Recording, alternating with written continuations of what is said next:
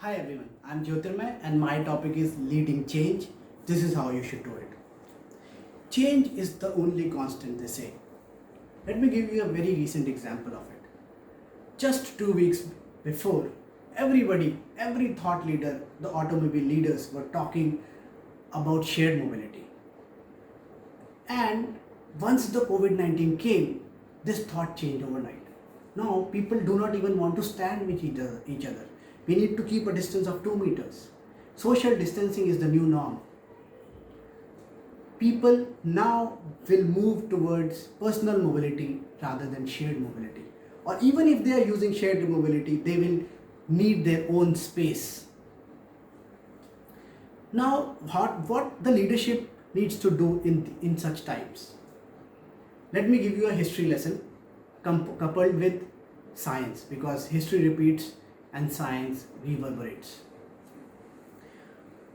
A century ago, the greatest leaders were the people who had highest IQs.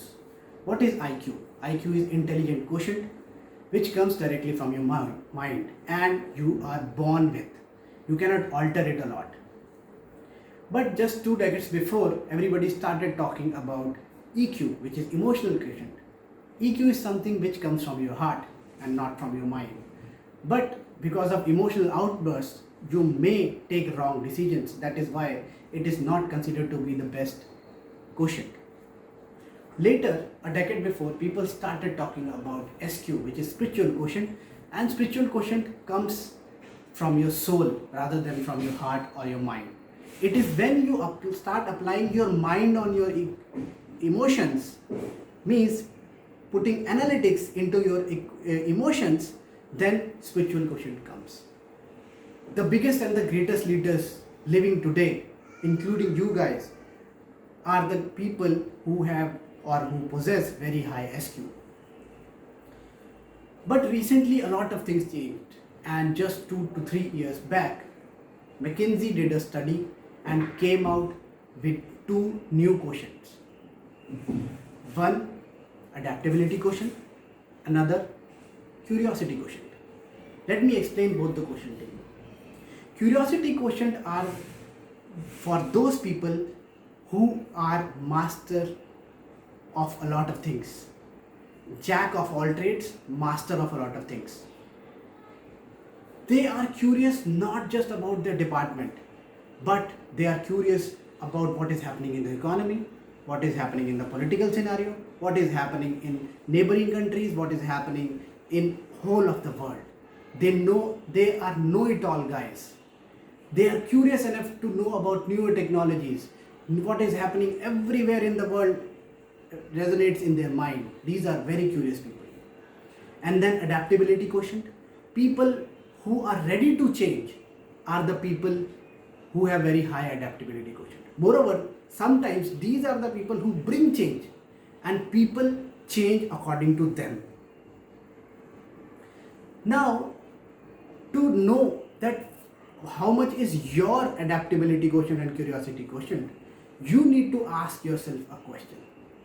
Did I take an online course in last 1 year which was related to newer technologies? Maybe AI, machine learning, or a course in Python, R, or big data analytics.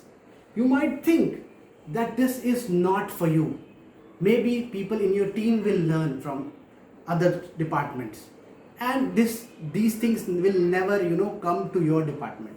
But the reality is big data analytics and machine learning and AI are coming to each and every department, including yours. So you need to be hands-on on these technologies rather than your team.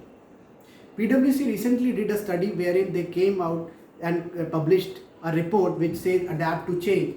India ranks the lowest in the leaders who adapt. Netherlands is number 1 country.